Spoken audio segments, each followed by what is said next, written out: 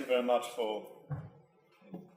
I understand a little bit Portuguese, so I understood a little bit what Denis said, but probably if there was something really bad, it slipped through, so I don't know. Anyway, thank you very much for the invitation, thank you very much for having me here, and also thank you for asking me to deliver this particular lecture. This is the debut, so this particular lecture I never delivered before, so it should be 1 hour, but I'm not sure. The first part I delivered before, but only the first part, and it was also here in Belo Horizonte in July last year. So if you have been on this Urbanism and Biopolitics conference, so first 7 slides could be boring for you, but maybe it's a reminder. I believe that it's important to repeat this bit as an introduction to the rest of the lecture. As I said, to me it's very, very important to talk about design because this is also a discussion that's going on in our school. I personally believe that we as architects, we have a serious problem to justify our existence at the university. Okay? So because if you look on what we do, we steal or we borrow methodologies from other disciplines. Okay? And in practical sense, in my school, the most powerful group and the group that is bringing the most money are in fact not architects but building physicians and engineers. Yeah? So they are part of our group, our school, but they are really getting money for what they do. Architects, nobody really knows what we are doing. And in academic terms, it's important to find a reason why we are here. And I believe that design, this is the essence of our profession. But it's not only what we do. There are other disciplines. Product designers, or design is much broader than architecture. But I still believe that architects are, to some extent, special. What we do has a very interesting twist to design as such. Okay? So this is the reason that I think that this is very important topic. As I said, we have ongoing discussion in our school in Sheffield about that. I'm going to deliver this lecture back home in Sheffield when I'm back. So I'm testing this with you, but there will be another attempt. Okay, and thank you very much for the poster. I really like it. It's really nice. So, partly as out of courtesy, I would like to start with a quote from Brian Lawson. Out of courtesy, because Brian Lawson was head of Sheffield School of Architecture back in, 15 years ago, or even more. No, I think more. But anyway, more. Yeah, it's about 20. Yeah. So this is. But the book I think is from 2003. How designers think. And this is so. The book itself and the quote has at least 15 years, and it's interesting. It's interesting as a very particular perspective on design and on architecture as a profession. So he recognized the transition from craft, from the tacit knowledge, that is just, repetition of certain techniques that you can use and you can learn in practice, and transition to university where there was a more reflective knowledge produced. Yeah? So it's not only how to do this, but why we are doing this, and how this skill of design could change and could kind of adapt to new technologies, new techniques. And to some extent it's true, because, I'm generation that there's no computers. The AutoCAD, I was on my last year master's when AutoCAD, became as a tool accessible to us. Yeah? And there's, still, very, very new things. So a lot of skills that I have learned are useless. Yeah? Nobody is using drawing board anymore to do this. You will be not able to draw a project like that. But, I probably neither, but I was able to do it back then. So anyway, so this is interesting kind of moment of time and explanation what design is. Do I agree with this? We'll see. So as I said, I would like to start with a kind of introductory topic. And I would like to talk a little bit about space or spaces. Because again, I believe that what we as architects do, what we can do the best, better than engineers or any other experts and specialists that we need to collaborate, we design spaces. We can organize, we understand space, we can design spaces. This is something that nobody else can do as good as we can. Okay?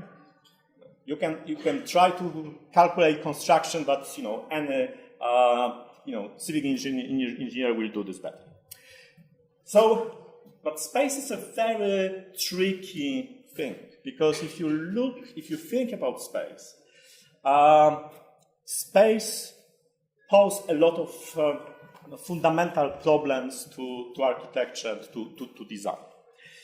So there's a few references that I will be using, and this part, funny enough, I published chapter in this book, and from this chapter, the first several slides will come. And you could think that it doesn't make any sense. Yeah? Why architecture is talking about post-secularity? I don't even know if you are familiar with the term post-secularity. No? So very, very briefly, post-secularity kind of started to appear in the beginning of 21st century. There's a reflection coming mostly from Europe.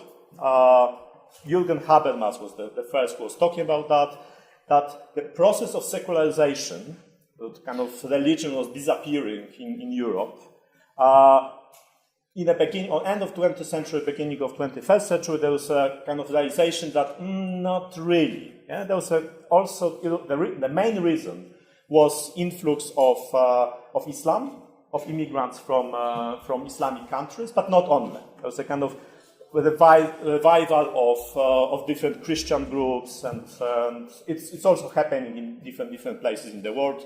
In Brazil, as you probably know much better than I. So this reflection that religion is still there, it's important, we need to take this into consideration. It was beginning of post-secularity, post-secular philosophy, post-secular discourse.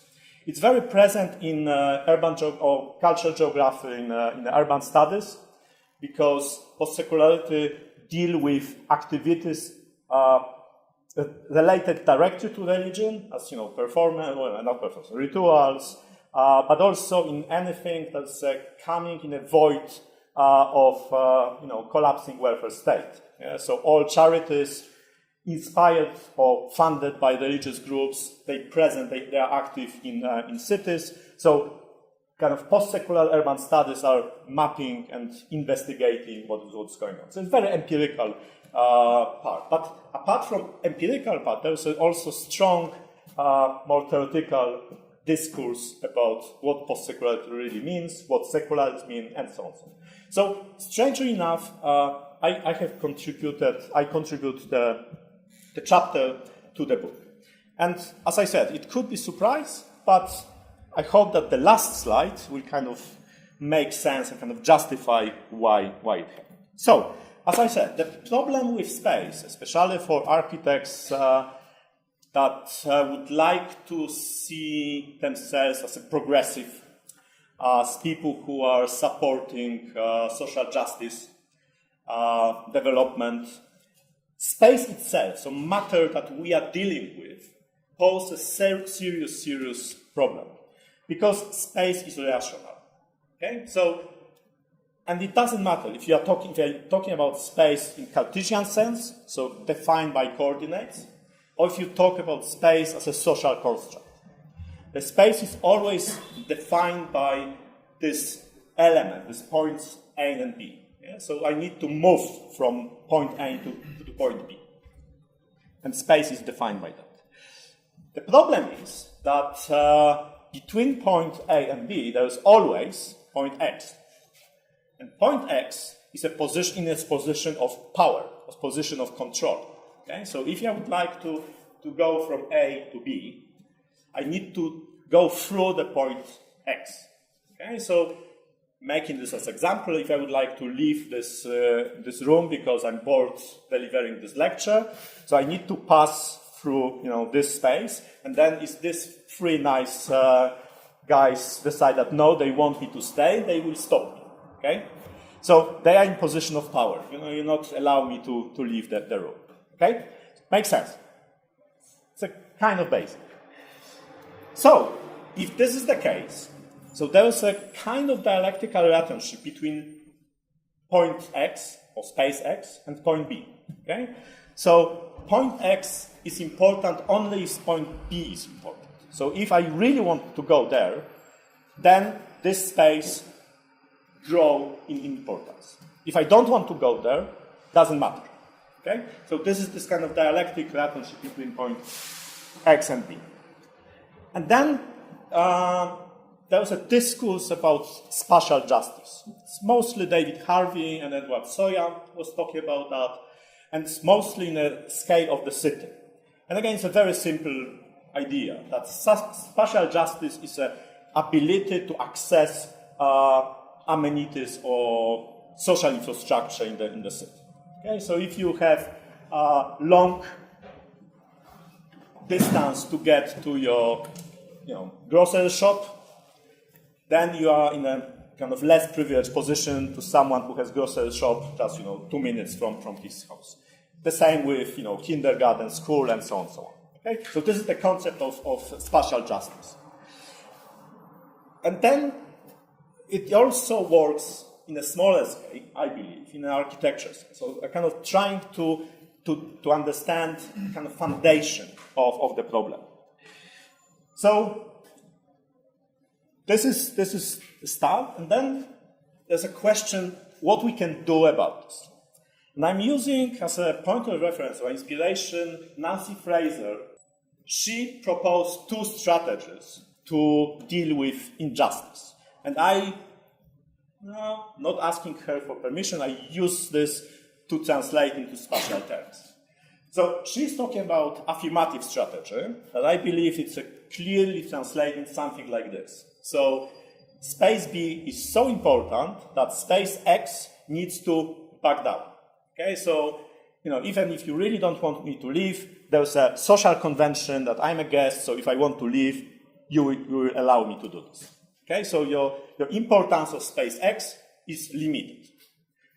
What is important here, that this limitation coming from outside this spatial relationship. Keep it in mind. I will come back to this later. Then there's a second strategy. There's a transformative strategy, which is opening possibilities. So instead of having the one escape route, there will be several others. And then your position, guys, will be again slightly weaker because if you don't want me to pass, I will just use another doors. Okay? So there's these two strategies.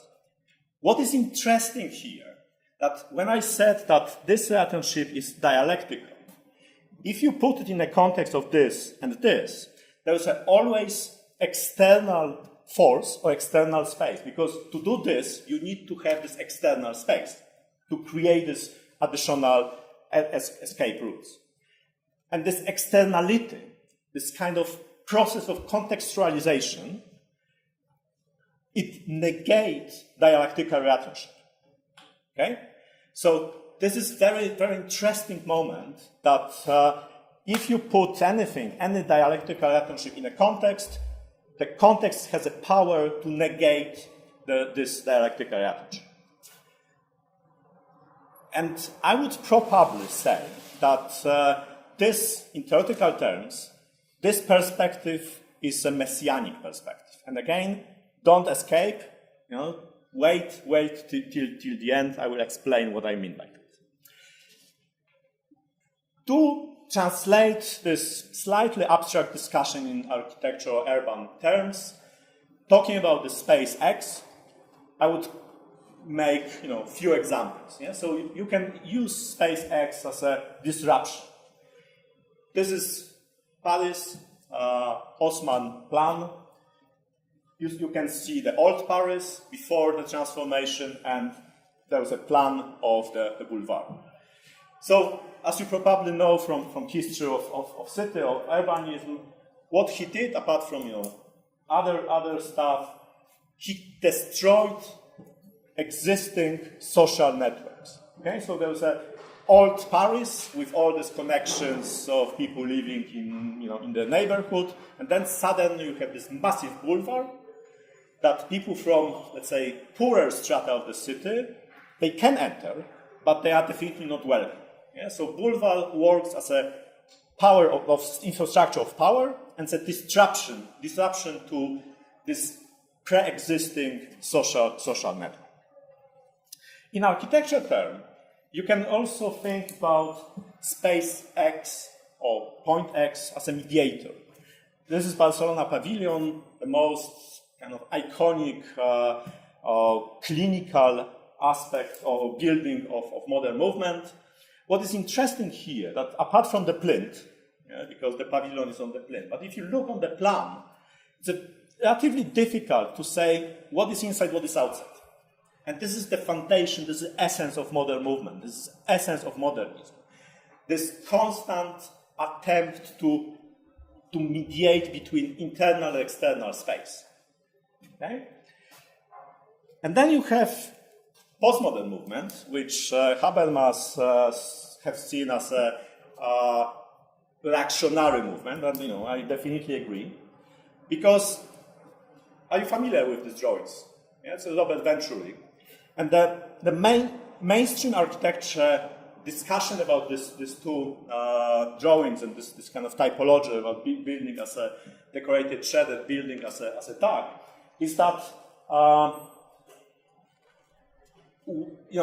how you communicate what the building is, how you communicate the function. I think that this discourse is missing the point.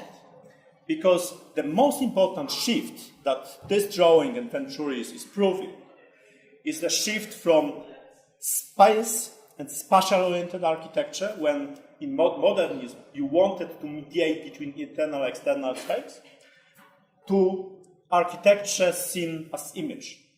And the wall, in this case, is just a screen. It's just giving the information. It's just projecting the information. It does nothing with spatial relationship between external spaces. And then, of course, as a next step, evolution of the postmodern movement, or postmodern thinking, you have purely fascist architecture. I don't want to offend anybody, so this is from the movie, but you can probably imagine a lot of similar buildings that the wall is not even trying to communicate anything. The wall is just telling you, just back off. You are not welcome, just go away. So this is what the kind of introductory part of my lecture, to first of all, to introduce the idea of externality. Okay? But as I said, I will come back to this later. Okay, so moving to architecture or architectures again. It's a kind of gimmick, using this plural form, but I just wanted to do this. Sorry. So, if you look on architecture education, it's a very nice quote, very clearly explaining what architecture education really was. It was a reproduction of certain social hegemony, social structures. Okay? So, even if it was established in practice, this process of kind of allowing people to learn and then training them, and then they become kind of owners of the companies and so on and so on. There's a process of kind of reproducing certain elites. Okay? Then, when it moves to universities, the process didn't stop, because universities are doing mostly the same. So this is what was happening. And what is also interesting, if you look on what university was, it still is, but what it was in 19th century and kind of beginning of 20th century, it was very elitist institution. especially in the UK, of course. The British universities are making very clear distinction that, the kind of aristocracy are going to university and they are not using their hands. They are just telling other people to use hands. Okay?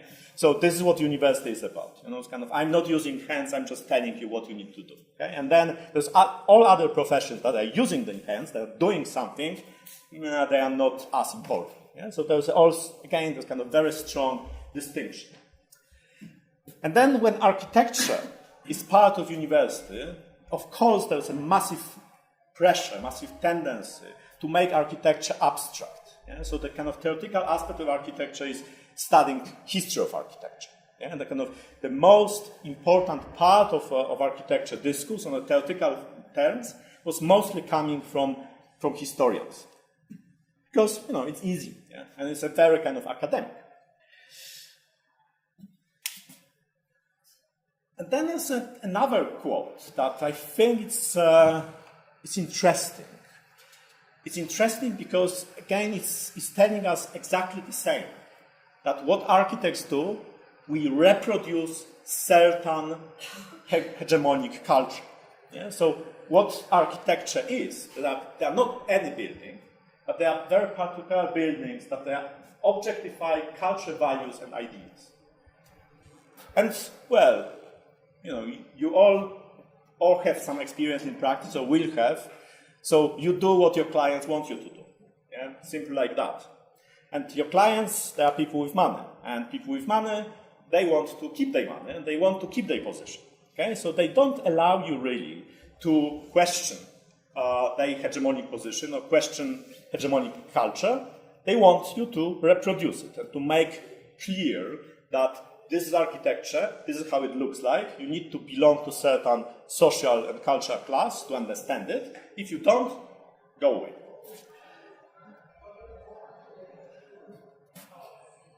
And it's even worse, because it's not only of kind of freezing and keeping this hegemonic power now, but it's about extending this forever. So, of course, it's not what Cedric Price meant. He probably has seen himself as pretty progressive and revolutionary. But, so on one hand, he's absolutely right. Yeah? We deal with a future. Yeah? Any building, in fact, starts to be operational, start to live when you stop your job. Yeah? You just do this, and then building is really doing what you kind of think it will do. Mostly it will do something completely different. So this is kind of trying to position us as architects. And then let's finally ask the question about design. Okay? Because the title of my lecture was, why nobody wants us to teach design in architecture school. But what is design? Yeah? What design? How you define design? Hermann Herzberger, again, very established practitioner, but also educator. He established Berlage Institute, for example. This is from, I don't know if you know this book. It's a lesson for architecture students. You know it. So it's a brilliant book. It's a kind of, every architecture student should read it. But you see, what he's saying, that, I don't really know what design is. It's rather this kind of architecture frame of mind. This is what you should have to be able to design, and then to become architect. But it's it's a question if you even can teach design. Yeah, maybe not. Yeah, so it's a very kind of elitist approach that some people are talented and then kind of they are born to be designers, and others sorry, you can't. So what can I do? I can't teach.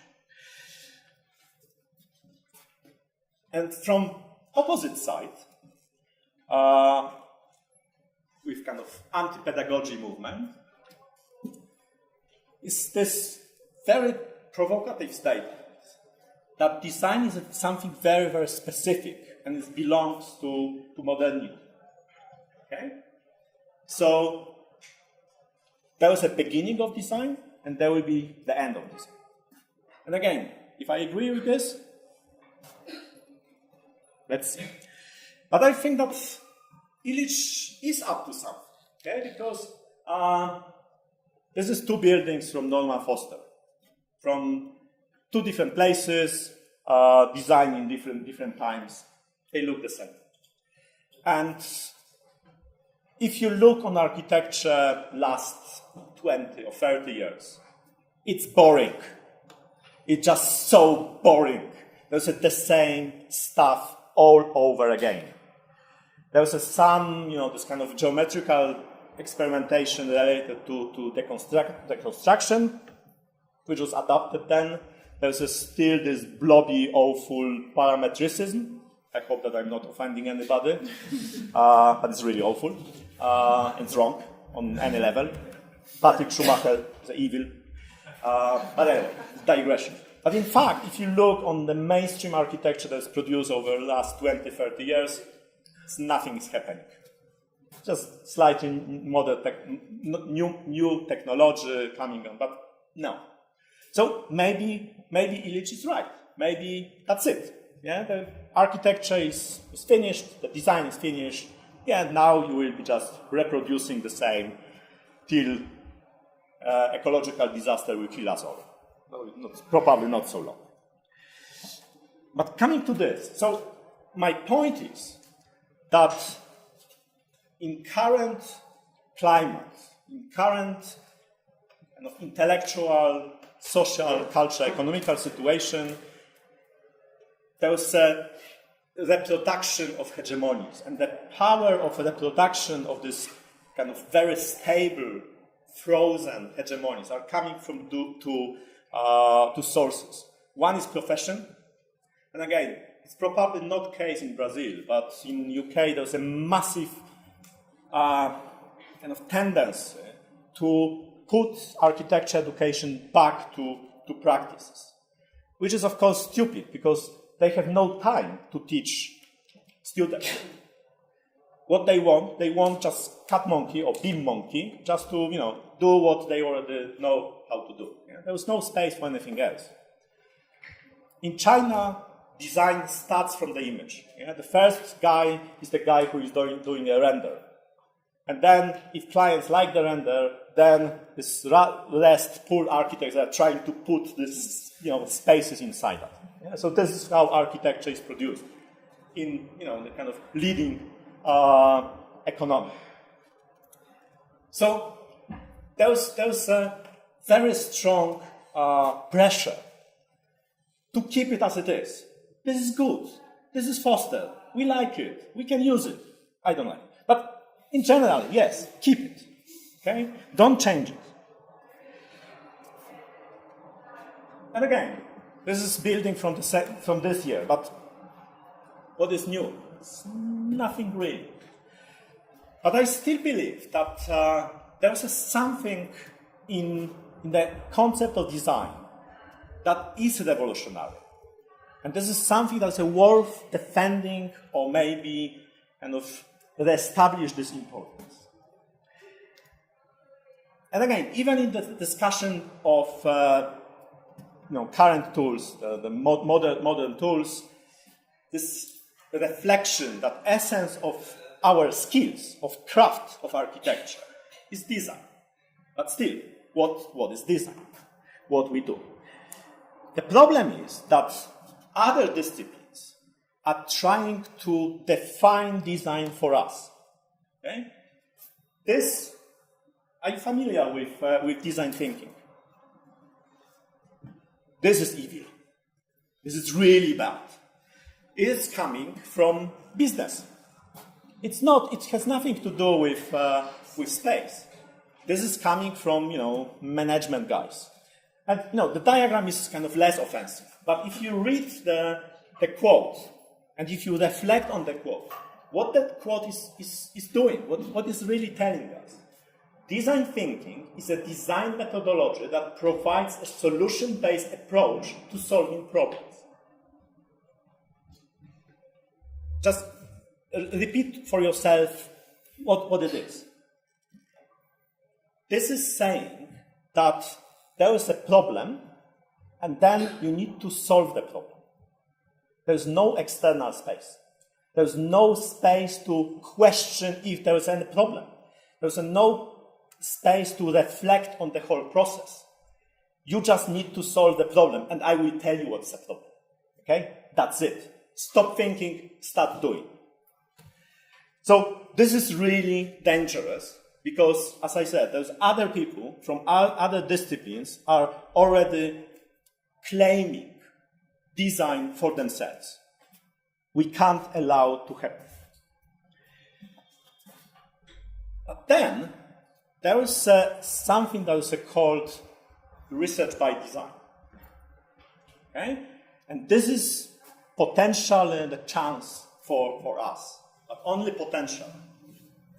Because again, what is design by research by design is? This is a reflection that in any research process, you have the element of inductive knowledge production. Okay? So it's not only deductive, you not only collect data and analyze them and then making conclusion, but there's always the moment when you're making the step forward, when you're making the gesture or something to generate knowledge. Even if you just go to the field, by your presence, you made this gesture. So reflection of that kind of creative element was then developed further and put in the discussion that, okay, but maybe this is what we do as architects. Because we always make design gesture. We initiate something. And I had very interesting discussion with my colleague who is a philosopher. And she's very interested in design. She was trying to understand what we really do. And why she's so interested? Because she said that what we need now, we need this kind of post-critical philosophy. Yeah? So philosophy is brilliant in deconstructing reality, kind of understanding what's going on. But then it's not really able to do anything with this. Because if they start to do something with that, it becomes kind of ideology and just making kind of proposal, kind of affirmative proposals. But what she said that what you guys do, you are able to, in the same moment, by the same design gesture, make a critical gesture and affirmative gesture. Okay? If you think about what you do, this is exactly what is happening. You have a plot, and then you start to analyze the site. You start to think what is there. And you need to make your, at least ethical, evaluation of that. Would you like to keep, or would you like to remove it? What you want to keep, what you want to remove. So this is critical. Yeah? You make a critical gesture by putting wall or anything on the site. But in the same moment, of course, by doing the same gesture, you are making affirmative proposal. You're saying, this is good. What I'm proposing will make world, this site, client better. Okay? So this kind of double coding of design gesture, this is what we can do and what is extremely difficult to achieve in language. So this is the difference between design process, which is beyond language, beyond linguistic, and linguistic evaluation that philosophy is based. Does it make sense? Kind of. Fine. The problem with research by design is that a lot of practitioners said, well, we are doing this. So, we design buildings, so we're doing research, yes? So, you all academics and, all guys that they are saying that, we need to use architecture for more kind of emancipatory project. No, you are not needed because we are already doing this. So any practice is research, which is of course not true because what research needs to have attempt to universalize findings. So this kind of creation of theory. So it's not necessarily the research is coming from theory. Some methodological framework is, of course, needed. But what is really expected from research, that you kind of make sense of what you have done. Yeah? Kind of trying to say, okay, I learned from this whatever research, and I think that it could be also useful for other people. Yeah? And then this is the way how the knowledge is built. And we have, self-advertisement. So this is the book that I have produced, and Denise kindly contributed a chapter. I have produced out of 4 years of me being a match program leader in Plymouth, together with students. So this is what I believe in academia, in pedagogical process, is relatively easy to achieve. So it's not about teaching you certain skills, and I know that this is exactly what is happening in Brazil and in this university. I was extremely impressed on the conference that I mentioned before, of this kind of vertical strands of research groups, starting from undergrad students and going to professors. So this is amazing. You have something absolutely amazing here. So keep it. Just develop it. And this is what I was trying to do in a much kind of weaker sense. Okay? So the whole program was heading towards generating knowledge. We wanted to know why we are doing this, why we are designing what we are designing. So as an outcome, we produce this. But then, apart from research by design, there's a kind of more nuanced discussion what this is. So there's a term critical design. And this is very strongly, in this term kind of critical and post-critical philosophy, so this is still critical design.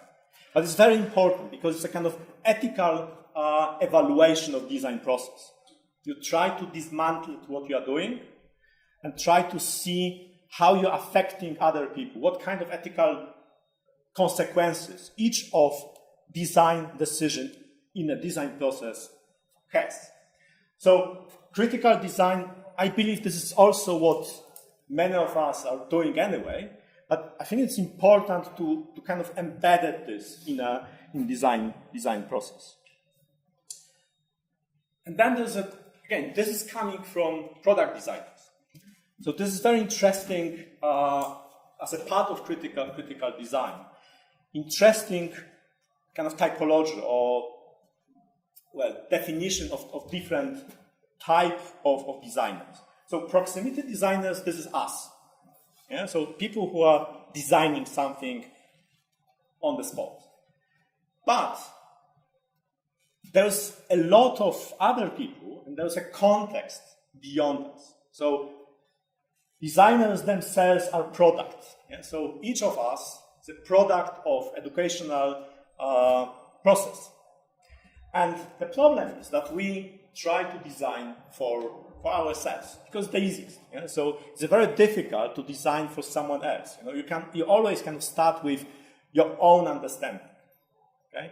And I'm 186 guy, white and relatively big. So the way how I move through space, it's very different to 1.5 meter slim girl. Okay? And I was told, I was so stupid that I was not able to understand it. I was told by one of my friends that the way how you move is different that I move. We just can't go together like, separated because I'm not able to follow you. So this is important to understand that, we design for ourselves. We need to question this. There's a massive number of people that influence our design. The stuff that we are using, materials that we are using to specify in your product, in your project. This is all done by other people, based on norms or political decision, economical decision, and so on, so on, so on. Yeah? So, of course, it influences the way how we design. And finally, designer-client relationship. Potential is extremely sinister because it's egoistic. It's just between, client and designer. This is, obvious. They are paying you, so you try to make them happy. You kind of don't care about other people. Okay? And, it could be that, your client is not, some, rich guy. I was designing for a community. I had a project in Ireland for community. Okay? The problem was that this community was xenophobic, British loyalists. Okay? So in Belfast, okay, if you're familiar with Belfast, it's two main communities, Catholics and Protestants, and there's a lot of, not now, but there was a lot of killing and shooting and whatever. Okay? So in 2006, if I remember correctly, I was working on master plan, and my client was community. Yeah? So what you should do, you should always respect community wishes. But their wish was no bloody Catholics. Forget about it. No mixing. We want people like us here, and we want them a lot. Okay? So this is the brief. How you deal with this? Yeah? How you ethically deal with this? How you respect it? So this is the problem that we need to be aware of. And then I would like to show you very briefly stuff that we have been doing in Sheffield. But if you see, this is MA level, so it's an MA program 2 or 3 years ago. This is a lot of this kind of dismantling processes. Yeah? There was no buildings here, there was not really spaces, but there was this kind of dismantling process in a different way. I'm not saying it's good or bad, it's just illustration of elements of critical design. Okay, another one more. Okay, but critical design, it's still allowing us to understand or help us to understand what we are doing, but not really pushing us further. So there is something that is called speculative design. And again, it's not coming from architects, it's coming from product designers. And what speculative design is really about? It's about the future. Yeah? So it's a Cedric Price quote. So it's about defining the future. And especially now, we are living in extremely bleak time. It's very easy to, I'm guilty myself. I always, kind of repeating that, we are going to die, and, everybody's going to die, and, the disaster is coming. Yeah, I know that I'm doing this, but it's wrong. Okay? Because if I'm doing this, then the action is like, individual escape. Yeah? So each of you kind of spreading and trying to find a shelter, or just, being depressed and saying, fine, we're going to die, so I'm not going to do anything. So it's wrong. Don't do this. So what speculative design is trying to do is trying to work against this kind of dystopian visions and say, no, we can change the world, we can make world better. But can we use design to do this?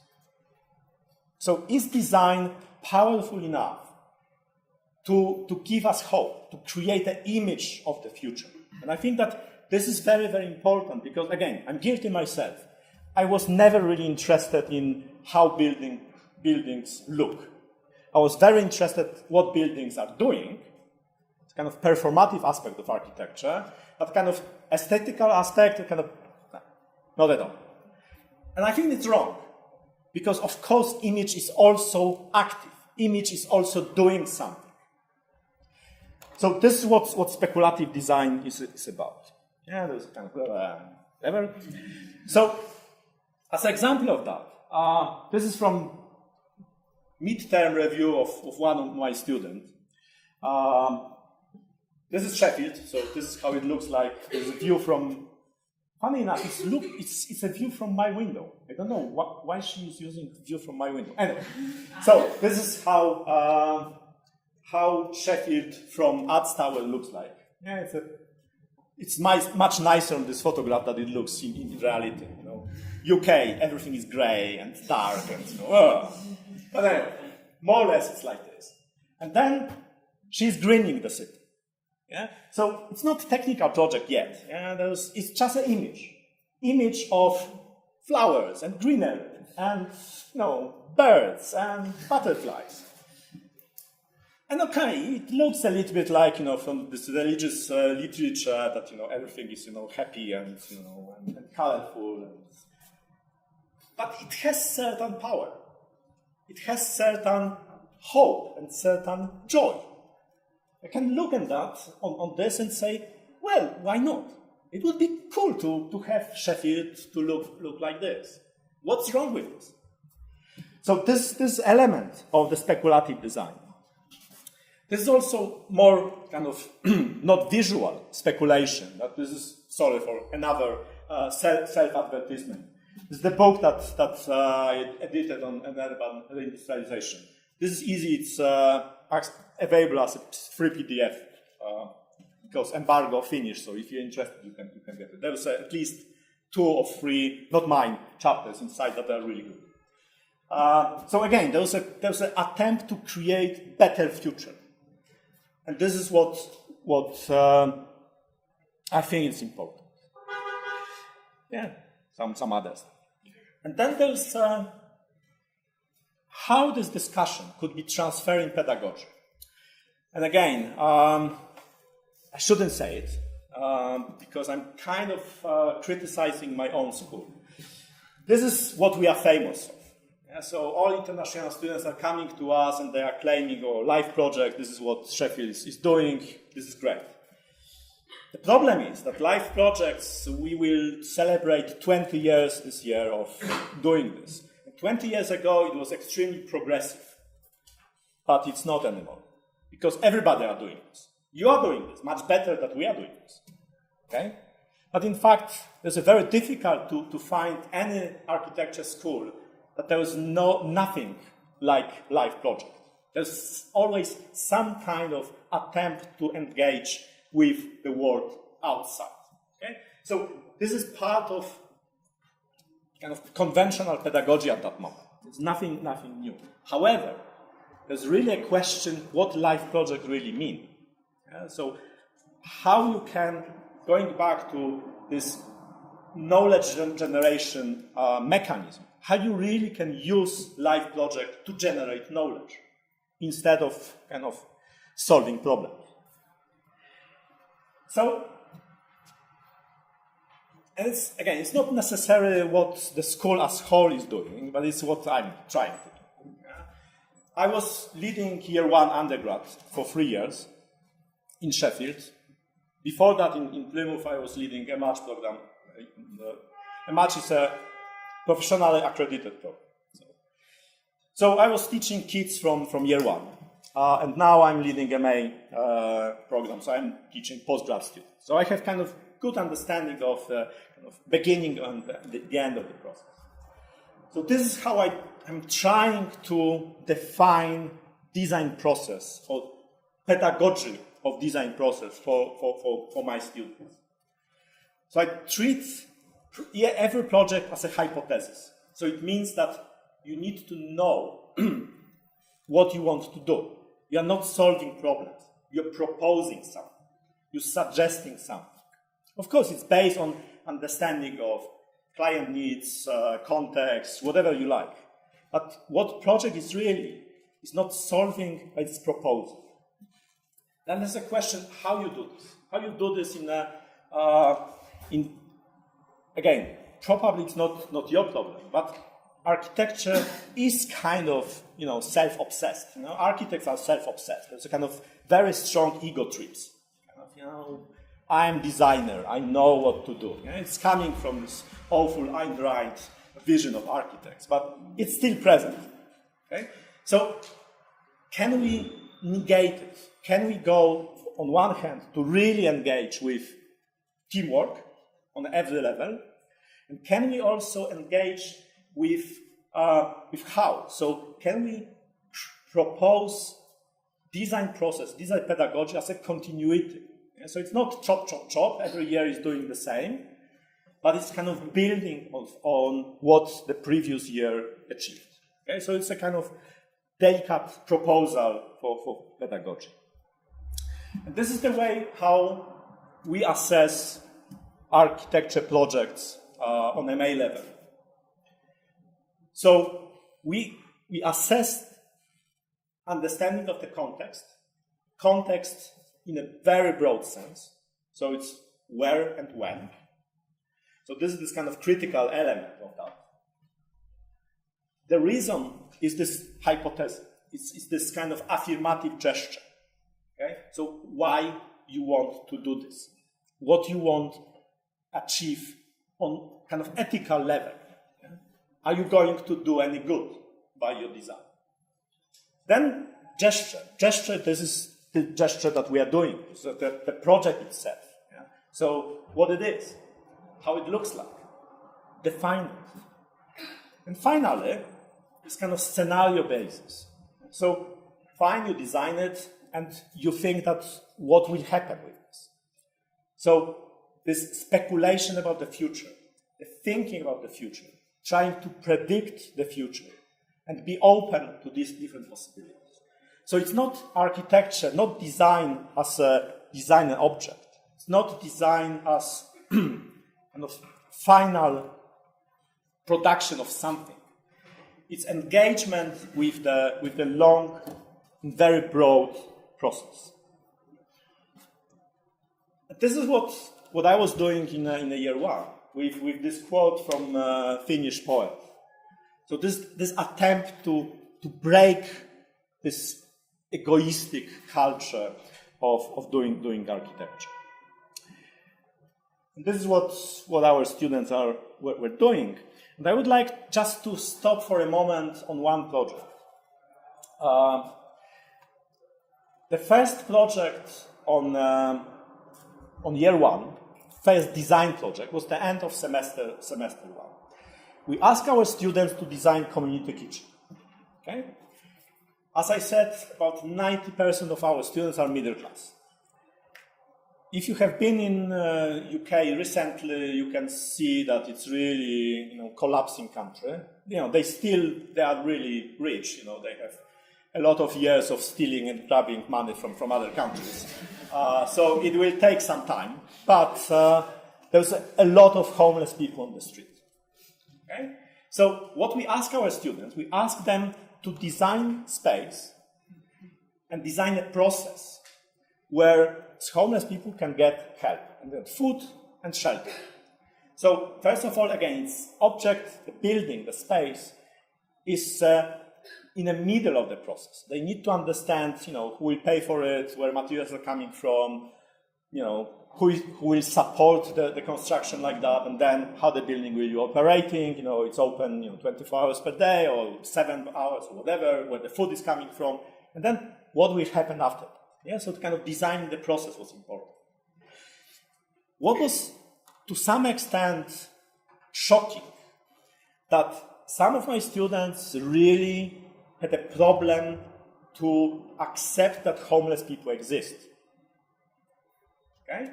So they were going in the street, passing by homeless person laying on the street, and they were able not to see them. And again, I don't blame them. They are young people coming from certain bubble. And of course, it's extremely, again, if you are a sensitive person, to acknowledge your own privilege, it's painful. It's very, very painful. So I'm not blaming them. And we were really, delicate to them. But not always, not all of them really were able to kind of engage with the project fully. But it was attempt on year one, and I'm pretty proud of doing this. And this is what they produced. So I will try to sum up. I will try to give you a definition or suggestion, a proposal, what architecture is. Architecture, see, I'm not trying to define what design is. There will be no answer, not really.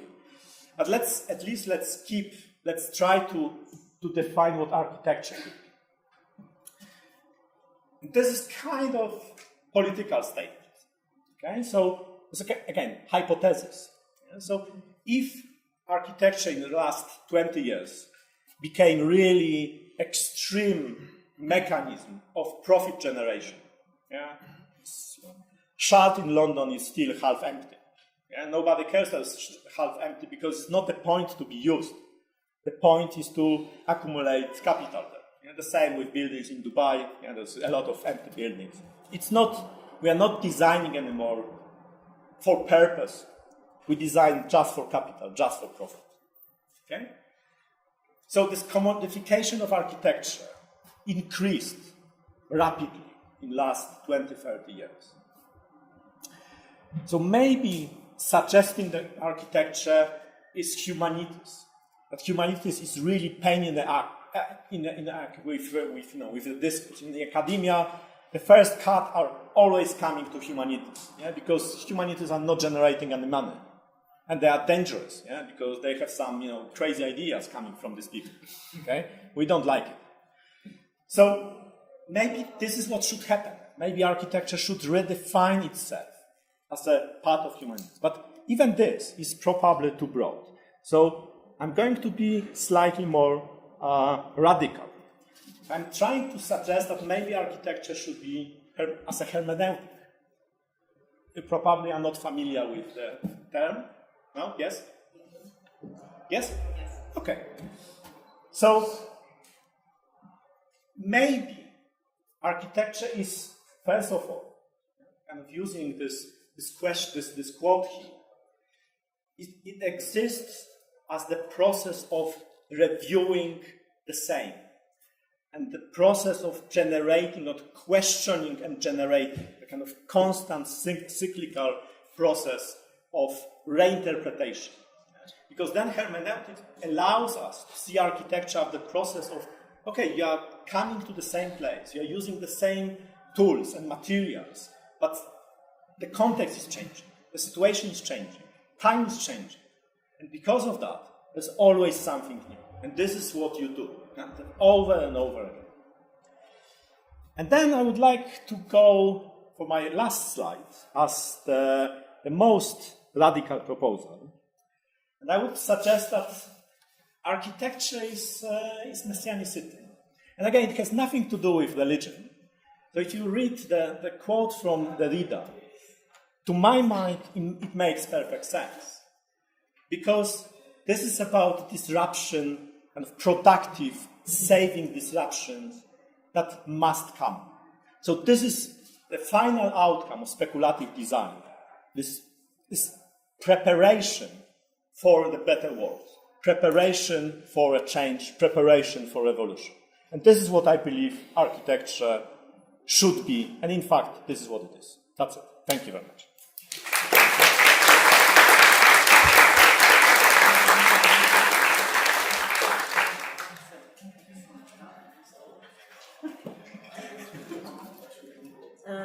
Gente, vamos abrir para perguntas. Aí só quem quiser fazer perguntas, levantar e falar alto, porque a gente está gravando, tá?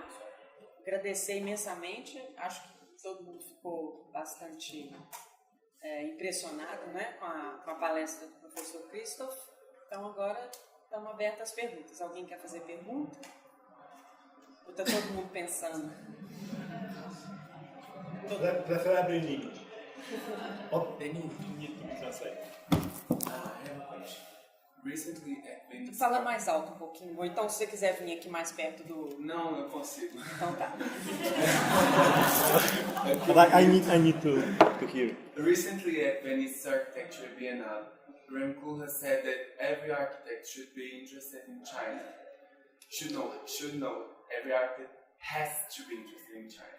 At the same time, Aravena won a Pritzker Prize for his work with social habitation in Peru, or Chile, I don't know. And Chile, right? In Latin America. and in terms of design, in terms of design, why do you think Kool has stated that? Why is it necessary to be monumental on your portfolio and not open source and not social oriented as Aravena was? And I understand that Aravena won his prize in terms of design as well, not only philosophy and stuff, right? Okay, thank you for the question. I don't want to defend Rem Koolhaas, and I don't want really to criticize Aravena, but I'm going to do it. Okay? Partly because when I was a student, Rem Koolhaas, he was my god. I kind of believe that he is the best architect in the world. He's not, but still interesting. And the exhibition that he did in Biennale, if you have been there, it was extremely disappointing. It was a very interesting concept, but what he produced finally was extremely disappointing. It was really collection, especially the main exhibition, his exhibition is kind of collection of doors and, without critical reflection of what it is. But of course, he's right to some extent. China is developing extremely rapidly. China is a laboratory of dead and wrong concepts. They are just taking, almost all famous architects, they build something in China because good money. Yeah? So China is polluted, this Western awful architecture. Yeah? And Chinese, they are really fed up about this. And if you look on the last exhibition on Venice Biennale, and the Chinese exhibition, have you seen it? Have any of you familiar with it? There was no monumentality. The Chinese exhibition on last Biennale was about rural China. So it's a nice, small, social engaged project. Beautiful and extremely interesting. And if you look on what's happening in China at that moment, China is trying to define its identity. Okay? China is becoming global power. It's not yet there, but it's starting to threaten the United States, of course. The new Silk Road is an obvious attempt to create China as a global empire. But of course, they need to define who they are. What does it mean to be Chinese? And this is what is happening at that moment. This is what President Xi is doing in a kind of pretty brutal way. But if you look on this exhibition, the exhibition is coming from the state policy to revitalize rural areas in China. And if, I have been talking about life project. You are doing life projects. Chinese students are doing life project, real life project. They are building villages. Okay? Because the big money, capital, is not interested to do this. They are still prefer to be in cities. But government wants to do this. So cheap labor or slave labor of architecture students are able to design and build infrastructure on villages. And this is what is happening in China at that moment. So I would say that Kohlhaas is right. China is interesting. But in the same moment, Brazil is interesting. Any place is interesting. You just need to look in a certain way. Concerning Aravena, again, I don't want to criticize him, but if you look and read justification of this project that he's so famous of, he's not really talking about improving quality of life. His justification is about increase of price. So, yeah, it's interesting, but I would question kind of ethical grounds of that. Social habitation projects do not improve quality of life because it improves as a byproduct. I don't think that this is what he's really interested in. But you should ask him. Thank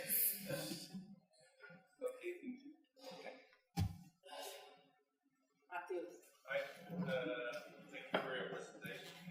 I'm also need to speak up. Thank you for your presentation. First of all, I'm really interested in this idea of design as research, and I see it's a common interest in many universities. I think we are trying to find our way in academia. I think overall, but I found it really hard to understand how can we put this practice in our academic environments, because from one side I think we try to borrow some methodologies from other fields, like you said, like trying to borrow another epistemology from other fields and not create our own. But when it comes in terms of evaluation, the end of PhD or a master class, even if we try to put in this practice of design and research, we end up using this methodology to evaluate the final product.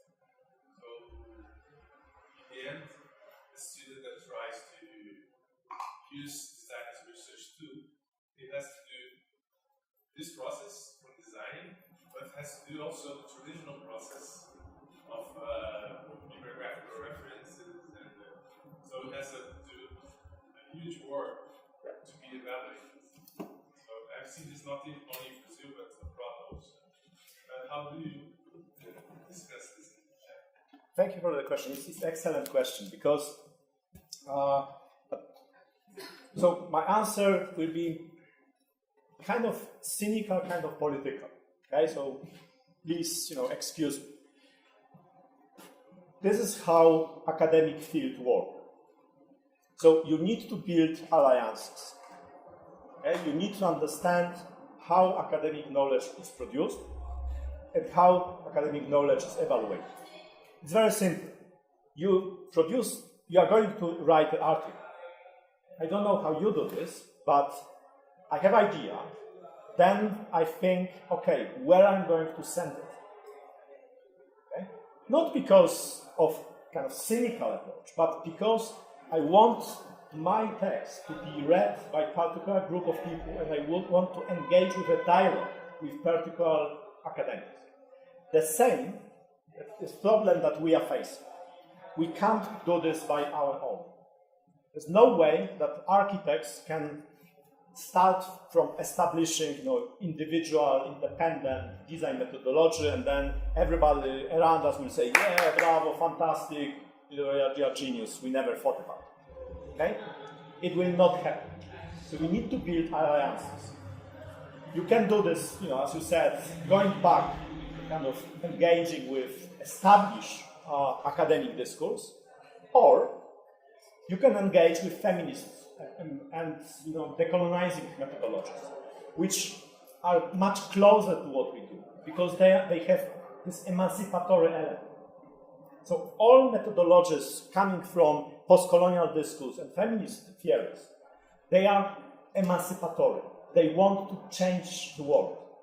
They respect people if they are human participants. So the research is co-produced. It's a very ethically grounded. So my advice, and this is what I was also advocating in Sheffield with my colleagues, because there was a very strong tendency in my school that, no, we will do this ourselves. Yeah, we can do this. I don't believe it. I think it's stupid and arrogant. It's a kind of, again, this kind of architecture arrogance. We know everything. No, I very strongly advocate to look for allies in groups that you would like to work with. Okay? And then it will help you to develop your research. On the other note, this short introduction that I have done, I strongly believe that this is what is our strength. This is what we can bring to other people. If you talk to, I had discussion with my friend who is anthropologist, and the recent book that I published is kind of political theory, but the whole metaphors that I'm using are spatial, because this is how I think. I think spatial.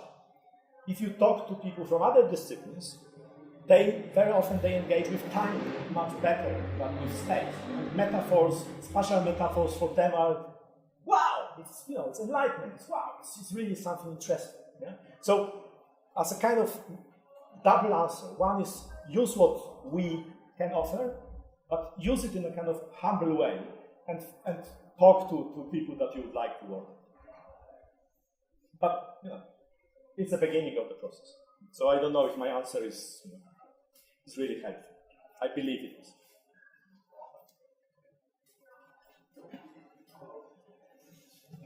I'm very impressed about the last slide. I'm just thinking she kept on the screen because it's a very interesting conception. And how do you relate this idea of architecture in the decolonized way of thinking, feminist architecture, those rising powers that are being appeared now and seems to create other multiplicity of new possibilities. how do you relate this concept messianicity? I would try to be brief because I'm afraid that this is for another lecture. It's very subjective. This is the way how I think about it. So, my kind of messianicity is not really coming from Derrida, but it's coming from Alain Badiou, from the idea of the event. And I don't know if you're familiar with Badiou, but his pretty abstract philosophy is coming from social engagement about so-called sans-papiers. So there are people in France, immigrants, that they live there, but they are not recognized by the state. And there's a massive movement to legalize them. So Alain Badiou's philosophy of the event is coming from observation that the moment when these people become recognized, so they exist, but they don't have representation. When they become represented, the whole political context in France could change. This is very important in France because in France, citizenship is established based on state. It's a really Enlightenment, French Revolution. So it's not like US. You can have, Italian American or French American. In France, you are French. It doesn't matter where you are coming from, what's the color of your skin, what's your religion. And in fact, the citizenship is trying to strip you from your own identity. You need to be French. You can't be Christian French or Muslim French or whatever.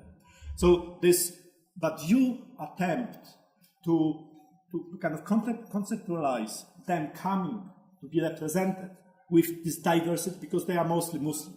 Okay?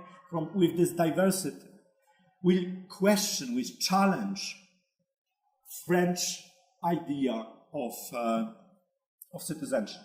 This is what I think is interesting. And this is how I'm trying to see what you just said. The forces that you are talking about, they exist, they just don't have representation. So this messianic approach is about giving them representation, or allowing them to be represented, or opening doors for them to enter the represented discourse. Okay? So this is my connection between messianicity and this kind of feminist or post-colonial or decolonizing methodologies.